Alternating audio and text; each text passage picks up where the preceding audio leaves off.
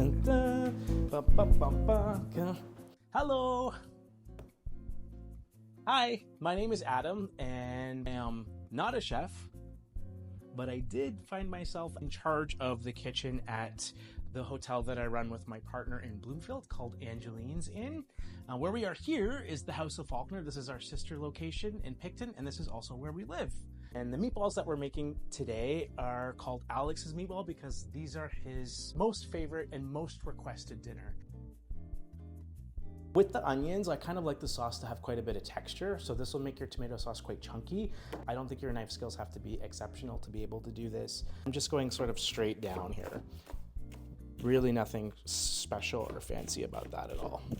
So the only real thing that's different about how I like to do this is I really like to hard fry the onions. A really almost charred, really sizzled onion gives you a nice bit of depth and complexity that I think just sweating the onions doesn't give you. I like it to be very, very onion heavy.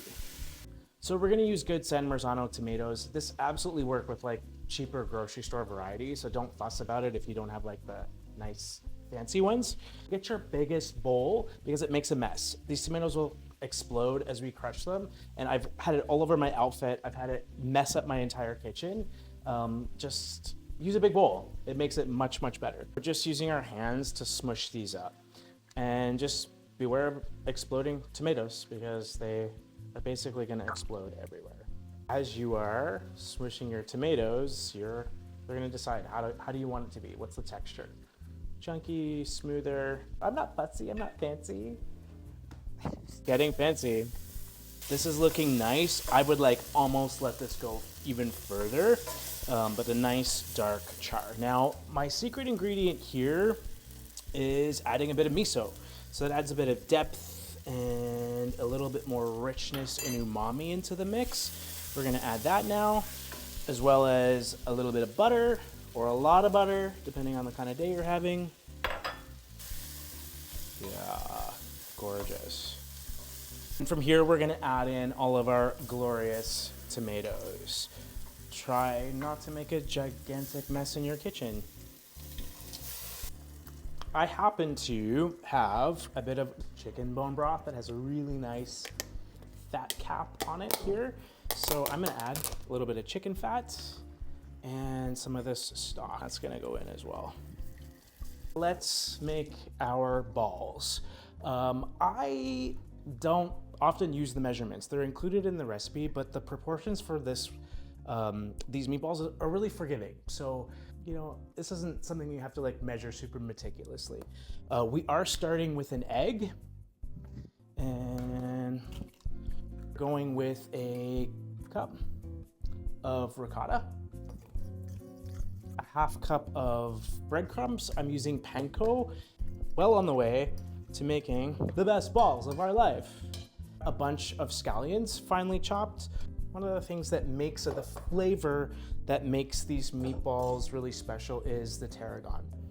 It's really nice and sweet and anise flavored, and this with the chicken, this is what makes the meatballs work. So you're gonna dice your tarragon really nice and fine, and again, it's about 2 teaspoons, but I'm just using the whole bunch or however much I happen to have. Again, measurements like not critical in this instance here. As much of the herb as you feel like you need. These bring a really nice balance of sweetness and florality without overpowering your meatball or making them too spicy. I love gochugaru. Make sure you have a giant bag of it from the Asian specialty store and add a whole bunch to it. I'm adding here in this case probably, I don't know, 2 teaspoons at least, if not more. Hands are your best tools here, so make sure you wash them thoroughly, obviously, and we're gonna mix the raw meat with our hands. Are you excited? This is disgusting. I'm gonna incorporate these 2 things together for sure and make sure we get a homogeneous mixture, but also I kind of like hand paddle it a little bit more because I like a little bit of the bouncy texture that this particular meatball is gonna give you. So again, ew, this is so disgusting. Raw chicken meat. It's going in. I'm gonna do 2 teaspoons of salt. Make sure that our meat is fully seasoned. And then we're just gonna get in there with our hand and like fold it through and mix this up. And here we are, right? The things that we do for the food that we love. We're gonna fry a tiny little test patty. This step lets you like dial in your recipe. And that's the difference between your meatballs being like good, they're gonna be, and being fantastic. Is like, is it dialed in that last little 10%? And our test patty is gonna make sure that, that it's gonna deliver for us on that. Baby flat meatball, a little bit of oil in your pan, raw chicken extravaganza. So we're just gonna make sure that our sweet baby mini patty is like fully cooked through, which it is. Taste. Thoughts, feelings? How's our seasoning?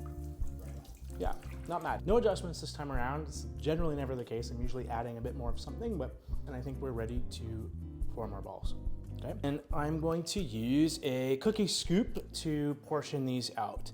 One of these, and I'm kind of overfilling it a hair.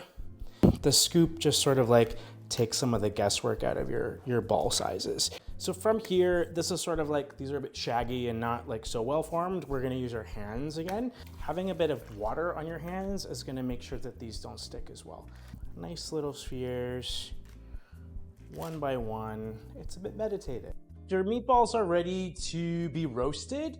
I can't tell you how many times I have made meatballs like browning them in the pan, and I don't think you should do that. I think that's like annoying. We're roasting these and we're still gonna get a really nice bit of browning on top, and we're gonna make sure that they're nice and brown just by putting a little drizzle of olive oil on top of them, and that's gonna make sure that they come out of the oven with that little like kiss of golden brownness on the top. We're just doing a little sweet baby drizzle on the top.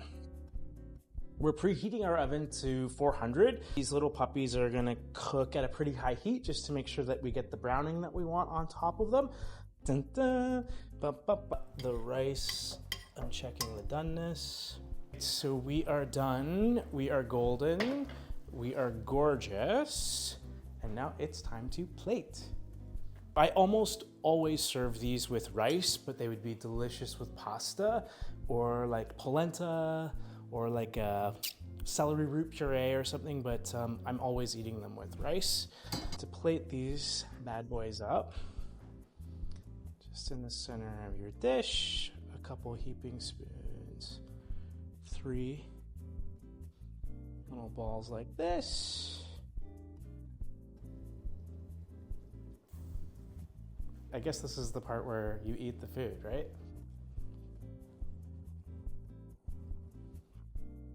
Always delicious, perfectly tender.